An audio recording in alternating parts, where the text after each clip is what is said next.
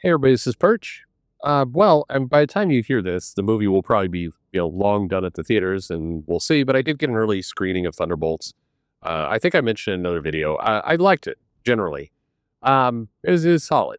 I admit I went in with low expectations. I was talking to a friend, and I was saying basically when I go to see movies, I go in either like this is really going to be good. I'm expecting a lot, and, I would say 50-50 that I get disappointed. If I go in with high expectations, it's kind of hard to beat. I'm trying to think of the last film where I went in with really high expectations. I don't know. It may have been Bullet Train. That been talked up to me, and that movie generally delivered what I was looking for. But anyway, or I go in just like with kind of no expectations or lowish expectations, and then it's a really low bar. As long as I'm mildly entertained, I'm good. You know, I think if you have children, I have two daughters, and they're getting older. They're getting to the point that they're ready to watch kind of other films. But we did the kind of double hit of Moana 2 and then Minecraft, and holy shit, both of those were terrible. And so that was an example of going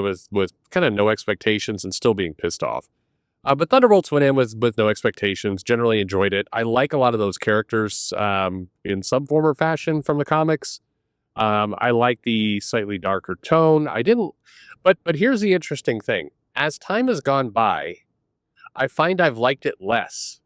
So what I mean by that is, when I left theater, I was like, yeah, it's pretty good. But then as I've been thinking about it more, I found that my enjoyment of it dropped a little bit. And I think the biggest reason is it does contain one thing that I really am fairly allergic to, and that's the MCU quip style humor. I hate it so much, and it kind of just washes over me in the moment in the theater. It doesn't. I don't bite. It's not funny. I'll hear other people in the theater laughing. My daughters were laughing. They thought it was funny. But I'm just like, "Ugh." And what happens is later, I'm thinking back on the movie, and I'm kind of I'm thinking about the plot, and there's a lot of just MCU humor that keeps interrupting my thinking. So it's like I'm trying to remember the plot here, but they were making jokes anyway. Still, I'm fine with it. It's a fine movie. I understand a lot of people are like, Marvel bad, but it's fine. I'm getting tired of the post credit scenes though. The idea of like you sit there and you have a bunch of credits go by, and then you I don't know. It's no longer fun for me. I suspect that's true with everyone. It feels like work. Like, all right, we just watched the movie. It's bloated. It's like 2.5 hours. This one wasn't, but long ass movie. And now we're gonna sit here and watch the credits. We're gonna go on and on and on as we see the 8,000 CGI artists that worked on this. And yes, they worked hard, and yes, they deserve their moment in the sun. But damn it, I don't. I feel kind of guilted into watching this stuff because I'm waiting around for the post credit scene, and the post credit scene sometimes are good, and sometimes it's like a jokey bunch of bullshit, like a guy wandering around a grocery store. Anyway, I just there's exhaustion, and I'm noticing a lot of people in the Marvel movies. This was true with Deadpool, but also true with this. So Deadpool at least had the little thing going on during the credits that helped, but in this one, like half the theater's like, fuck it, we'll just look online. I don't care. I don't care. Like they just left. And anyway, all right. Well, that's a lot of lead into a slightly different topic. But anyway, let me read this mail. Just want to kind of get that off my chest. I'm curious though if any of you saw Thunderbolts, or are you saying the same thing? People just like, you know what? I'm good. I'm sure it teases up some amazing thing, but I'm fine. I'm fine. It'll be on YouTube in a couple days or hours or something. I'm good. Anyway. All right. Here's the mail. It says, which higher ups at Marvel do you think will still be there in 2030? It says, hello, Perch. Email should be pretty short. The core higher ups I'm thinking about are Brevoort, Lowe, White, and CB. Personally, I don't think Brevoort will still be at Marvel at 2030. Why? I don't know, but my gut says so. So does his gut. I mean, no offense, but it, you gotta get a little healthier to survive to 2030. Anyway, it's funny though. I mean, I look at this and I'm like, David Gabriel, or what about? There's some other names on this list that I think are are frankly more destructive to Marvel. Maybe that's a different video. In editorial, okay, people who will still be there by 2030. Brevoort, probably not. 5 more years, maybe, but I doubt it. Jordan White, I doubt it. I think Jordan White has some other things he could do, and he's kind of on the bubble now. CB, almost certainly not. I think he is most certainly not going to be there by 2030. And I'll say, and this isn't about whether you like CB or not like CB. I mean, just history tells us he won't. If you look at the tenure of Alonzo and Jemis and kind of other people in years past, CB's already at the end of kind of the average tenure now. And so the idea it's going to go another 5 years. If it does, it will be like this epically long career. To be honest, it'll be very abnormal for that to continue. Now, granted, I think Marvel is making. I mean, the whole business is changing a little bit, and it's making less money than it used to. So, and by the way, when I say that, people in Marvel could go, "Oh, that's not true. It's making just well." Yeah, it is. It's making less money. It's tied up in other things. The core business of when you need an editor in chief for is making less money. I guess there's my point. But I think maybe because it's making less, there's less urgency to kind of turn that position over and get somebody else there. I don't know.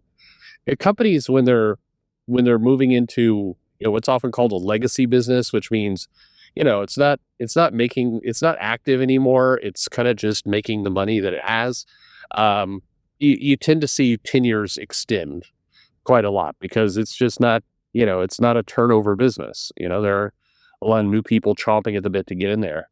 But I don't know. CB I think is out.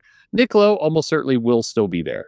I think that feels pretty confident he's still going to be there. And for very simple reasons, I think Spider-Man is one of the better selling lines. It's been consistently one of the better selling lines that the company has. It doesn't have the wild swings that the X line has had and kind of other things have had. And so the likelihood is Nick Lowe is the survivor. If you really want to get depressed about it, Nick Lowe is, and he would probably argue no, but I think he is positioned to be a successor for CB. Not now, maybe 2 hops, but I'm sure Brevoort would like that job. But Brevoort has got the X albatross around his neck right now, and I think that's exposing a lot about his style that his detractors have said for quite a while, and he's managed to kind of avoid it. I mean, there's a different timeline where you didn't have the MCU success, and you didn't have Bendis come into the Avengers at kind of the right moment, and that lineup didn't do well. And Brevoort, I think, would have been. I mean, just a lot of his kind of bad habits and other things were exposed with the X lineup because he doesn't have the same kind of. Well, let me back up a little bit. Bendis and some of the people that were working on the Avengers during that time frame, and a lot of what was going on with Marvel at the time, with renewed focus and guardrails with the movies, all that kind of stuff. And again, Bendis' style himself to kind of take command of some of these things. If you're an editor that doesn't necessarily, I would say pay attention, but keep things tightly controlled, then Bendis is a good writer to work with because Bendis likes to tightly control himself. He likes to kind of make things and send, edits and changes last minute. So if you're kind of asleep at the wheel, Bendis, much credit to Bendis. Bendis will take control of his own line. He'll get things done more or less on time, or usually more on time than less. But you as the editor are not really needed. Certainly, and I don't know if Bendis would ever say that out loud, but I mean that's kind of the style that got used. So, if your habits are to kind of ignore things and not pay attention really closely to what you're doing, marrying up with Bendis is a great plan because he is marketable, or used to be. He has artists who want to work with him. He's got kind of a cult of personality in his sales and other things that he does. And so he can kind of keep the line running and you don't have to do much.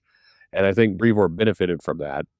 In the X lineup, you've got, Simone, you've got, poor old Jen McKay, who's, doing freaking everything to company. I mean, it's a very different ball game where, attention to detail kind of matters. And so now we've struck to the weak spot of Brevoort. So anyway, but I think look, Jordan White, I think is on the bubble already for whatever reason. He doesn't seem to be in the click at Marvel like some of these other guys. This isn't a big defense of him, but it just what it is what it is. He's had some writers have really gone after him in the past, particularly this last Krakoa era when he was in it. Some of the writers were really doing everything they could to get him fired. And then you got CB, who's lasted as long as that position normally lasts. So you have to imagine that that's coming to an end relatively soon. And that leaves us with Nick Lowe, and Nick Lowe's sitting on the Spider books, which, love them or hate them, they pull in fairly reliable sales. So, yeah, there you go. I don't know. How does that make y'all feel? Yeah, good? I don't know. Anyway, that's my guess. My hope is that a lot of the people who weren't on this list, like Gabriel, are long gone by then and have been shit canned, and we've actually got some kind of renaissance. I would love for you kind of, this is playing the hand you're dealt. I think Marvel is owned by a corporate giant, i.e. Disney, and you know so there's some things that are going to happen and some things that aren't going to happen.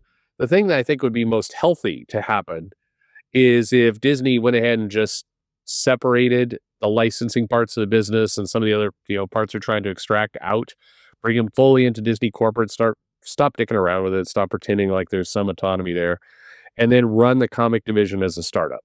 Basically, give it a tight leash, give it a minimum staff, clean out house, get a bunch of people who are anxious about growing the publishing business, and go all in that direction and be hungry.